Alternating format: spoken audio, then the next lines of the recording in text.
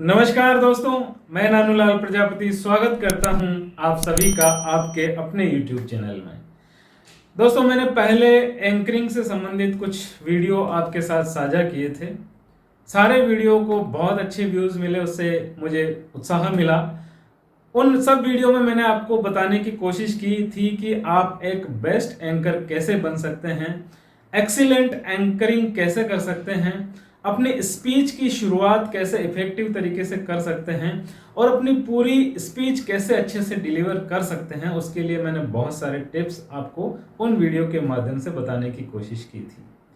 आज के इस वीडियो के माध्यम से मैं आपको ये बताने वाला हूं कि आप जब एंकरिंग के लिए स्टेज पर जाएं तो आपको क्या नहीं करना चाहिए, यानी कि किन बातों से आपको बचना चाहिए या किन चीजों को आपको अवॉइड करना चाहिए। तो बिना समय गंवाए मैं शुरुआत करता हूं उन बातों को जो आपको एंकरिंग के समय नहीं करनी है। सबसे पहली बात है दोस्तों कि जब भी आप एंकरिंग के लिए जाएं, आपको किसी प्रोग्राम की एंकरिंग करनी है, प्रोग्राम से कुछ समय पहले से लेके प्रोग्राम के दौरान आपको कोल्ड कॉफी, ज़्यादा मसालेदार भोजन और खट्टी चीज़ों का सेवन करने से अपने आप को बचाना है। इससे आपके गले में खराश हो सकती है और आपकी जो स्पीच है उसको देने में आपको प्रॉब्लम हो सकती है। आपकी जो वॉइस है उसमें भी कुछ रुकावट आ सकती है, आपको बोलने में दिक्कत हो सकती है।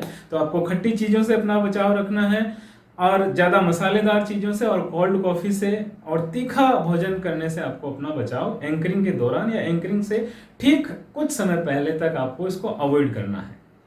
दूसरी और इम्पोर्टेंट बात है, जब आप स्पीच की शुरुआत करते हैं, एंकरिंग की शुरुआत करते हैं, तो माइक का जब यूज करते हैं तो माइक को बहुत ज़्यादा मुंह के पास में नहीं रखना है और न ही बहुत ज़्यादा दूर रखना है।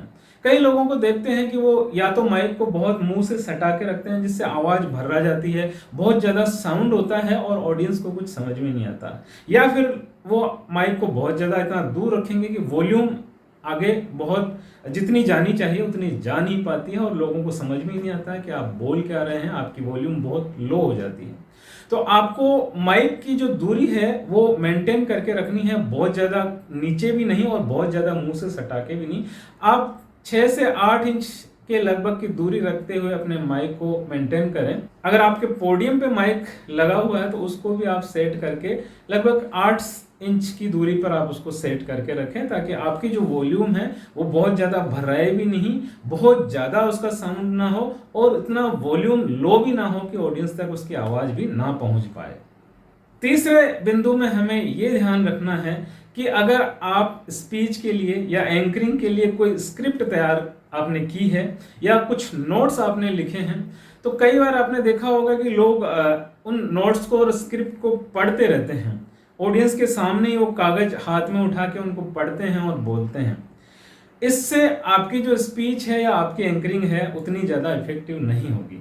अगर आपको अपनी स्पीच को, अपनी एंकरिंग को इफेक्टिव बनाना है तो आप उन नोट्स को और स्क्रिप्ट को अपने पोडियम पे साइड में रखें, ताकि ज़रूरत पड़ने पर एक नज़र बीच बीच में उनको देख के केवल सिर्फ नज़र घुमा के वो माइंड में ध्यान में लेके आगे आगे मुझे क्या बोलना है, कैसे बोलना है, ये सिर्फ आपको करना है, न कि बस आपको पूरी स्क्रिप्ट को पढ़ना है या उन नोट्स को हाथ में उठा के पढ़ना है। इससे आपकी जो एंकरिंग है वो उतनी ज़्यादा इफेक्टिव नहीं होगी और आपकी ऑडियंस भी आपसे कनेक्ट नहीं हो पाएंगे।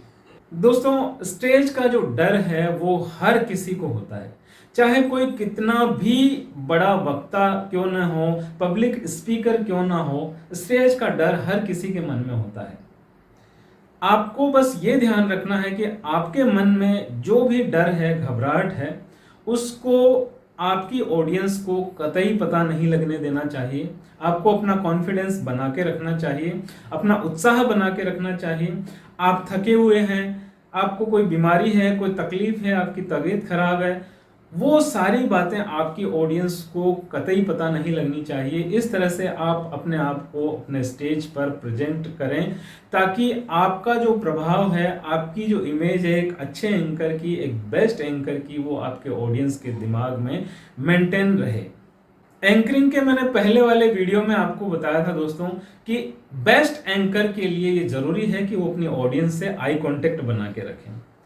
लेकिन कई बार वक्ता ये गलती कर देते हैं या एंकर ये गलती कर देते हैं कि या तो वो एक ग्रुप की तरफ या एक ही दिशा में लगातार देखते रहते हैं।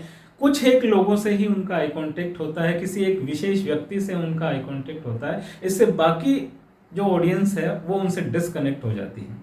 कई बार सामने वाले पर्सन को ये लगता है कि ये व्यक्ति मुझे घूर रहा है या लगातार देख रहा है, तो उसको असहजता भी हो सकती है, वो आपके प्रति नेगेटिव थिंकिंग भी रख सकता है। तो आपको अपनी ऑडियंस को इस तरह से देखना है कि उनको ये महसूस हो कि आपका और उनका जो जुड़ाव है वो अच्छे से हो, उनको ये लगे कि सामने वाला बंदा मुझसे मेरी तरफ देखते हुए बात कर रहा है, न कि मुझे घूर रहा है या किसी विशेष दृष्टि से देख रहा है। इससे आपकी जो एंकरिंग है वो और भी ज़्यादा इफेक्टिव होगी।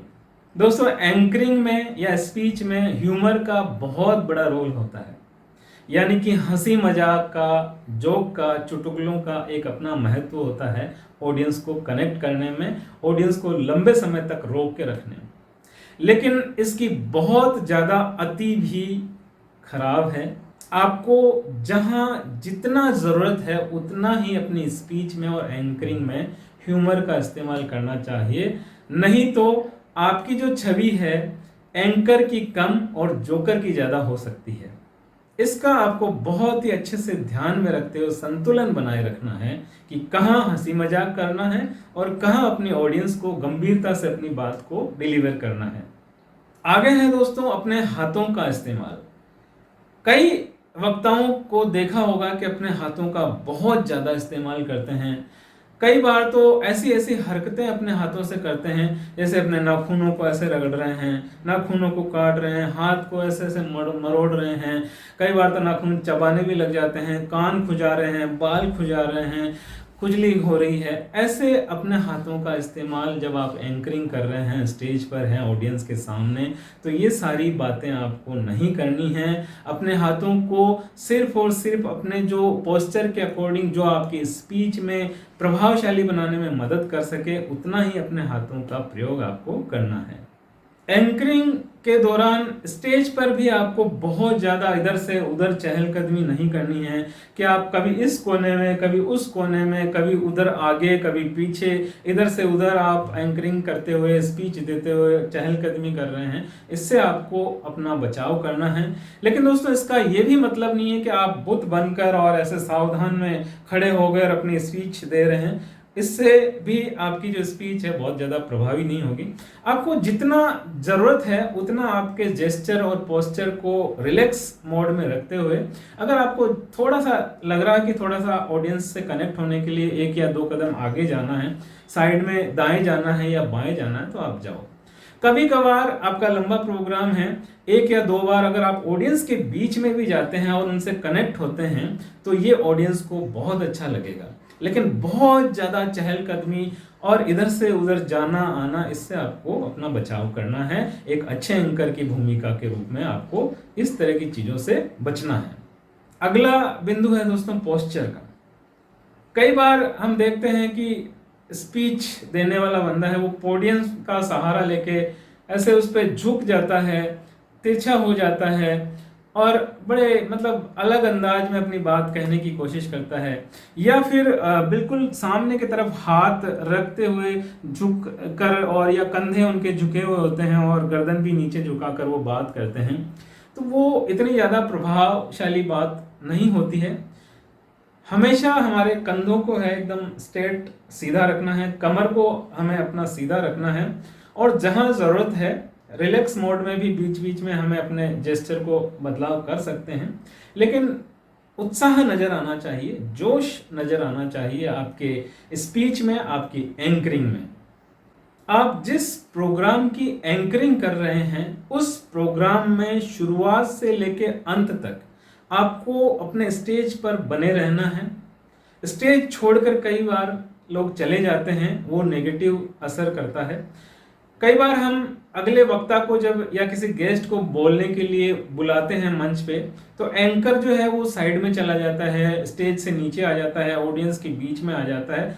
वो नहीं करना है। आपको अपने स्टेज पर ही रहना है पूरे प्रोग्राम के दौरान। आपको ये सोचना है कि आपकी जो ऑडियंस है, उस प्रोग्राम में जो लोग आए हैं वो सिर्फ और सिर्फ आपकी वजह से जमे हुए हैं। आपने अगर मैदान छोड़ दिया तो सारे लोग मैदान छोड़ देंगे।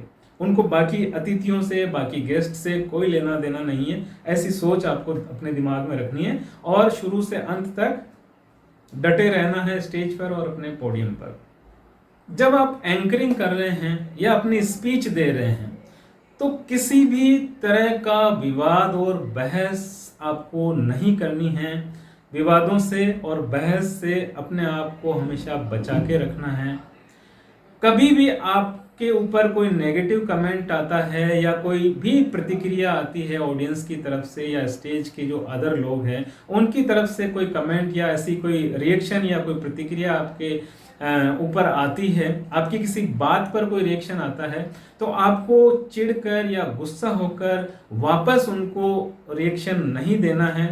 आपको मुस्कुराते हुए उन बातों को, उन रिएक्शन को, उन कमेंट्स को सहजता से लेना है और बाद में उनका आपको मूल्यांकन करना है कि ऐसी बातों से आगे आप कैसे अपना बचाव कर सकते हैं। गेस्ट वेलकम का जो प्रोटोकॉल है उसको आपको कभी नहीं तोड़ना है। आपको हमेशा ये याद रखना है कि जो सीनियर अतिथि हैं, सीनियर गेस्ट हैं, उनका वेलकम सबसे पहले होता है, बाकी जूनियर का बाद में। लेकिन जब स्पीच की बात आती है, जब हम उनको स्पीच के लिए स्टेज पर बुलाते हैं तो ये उल्टा हो जाता है। जूनियर व्यक्ति की स्पीच पहले होती है और सीनियर की बाद में। वो सीनियर उस कार्यक्रम का चीफ गेस्ट भी हो सकता है, उस कार्यक्रम का अध्यक्ष भी हो सकता है। उनकी स्पीच हमेशा आपको बाद में करानी है और जूनियर की पहले। एक कुशल एंकर की ये जिम्मेदारी होती है कि उस प्रोग्राम के जो आयोजक हैं, स्पॉन्सर हैं या सपोर्टर्स हैं, उनके बारे में भी ऑडियंस को बताया जाए कि कौन उस प्रोग्राम के आयोजक हैं, किसने उस प्रोग्राम को स्पॉन्सर किया है और किस किस ने सपोर्ट किया है। ये अपनी स्पीच के दौरान, अपनी एंकरिंग के दौरान एक कुशल एंकर को अपनी ऑडियंस को बताना होता है।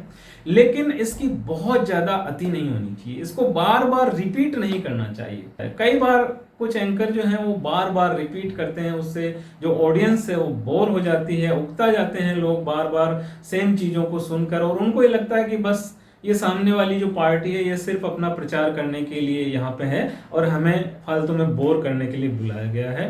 तो ऐसी चीज़ों से भी एक अच्छे एंकर को अपना बचाव करना है और अपनी इन बातों को बहुत ही स्किल के साथ में लोगों को बताना भी है। ये भी ज़रूरी है, इसका भी ध्यान रखना है, लेकिन लोगों को बोर भी नहीं करना है। ये भी जिम्मेदारी एक एक्सीलेंट एंकर की होती है। बातें तो बहुत सारी हैं बताने को दोस्तों, लेकिन ये वीडियो थोड़ा सा लंबा हो जाएगा। कुछ बातें अगले वीडियो में करते हैं। एक खास और ज़रूरी बात बताते हुए मैं आपसे विदा लेता हूं कि आपका जो प्रोग्राम है उसके आयोजकों, उसके सपोर्टर्स और उसके स्पॉन्सर्स, आपकी ऑडियंस, जो जितने भी लोग प्रत्यक्ष और अप्रत्यक्ष रूप से उस कार्यक्रम में शामिल हुए हैं, उनको आप धन्यवाद देना ना भूलें, उनका आभार व्यक्त करना ना भूलें, उनका अभिनंदन करना ना भूलें। ये सारी बातें ध्यान में रखते हुए आप अपनी एंकरिंग को एक्सीलेंट बना सकते हैं। एक बेहतर एंकर के रूप में आप अपनी पर्सनैलिटी को डेवलप कर सकते हैं। तो दोस्तों, आज के इस वीडियो में सिर्फ इतना ही। जाते जाते बस आपसे यही निवेदन करना चाहूँगा कि अगर आपको ये वीडियो पसंद आया है तो इसको ज़्यादा से ज़्यादा लाइक करें, शेयर करें और कमेंट करके आपका स्नेह मुझ तक पहुँचाएँ। आप अगर पहली बार मेरे चैनल को देख रहे हैं और आपने इस चैनल को सब्सक्राइब नहीं किया है तो प्लीज़ चैनल को सब्सक्राइब जरूर करें और साथ में बेल आइकन जरूर दबाएं ताकि जब भी मैं नया वीडियो अपलोड करूं उसका नोटिफिकेशन आप तक पहुंच जाए। तो दोस्तों, फिर मिलते हैं बहुत जल्दी। धन्यवाद। जय हिंद, जय भारत।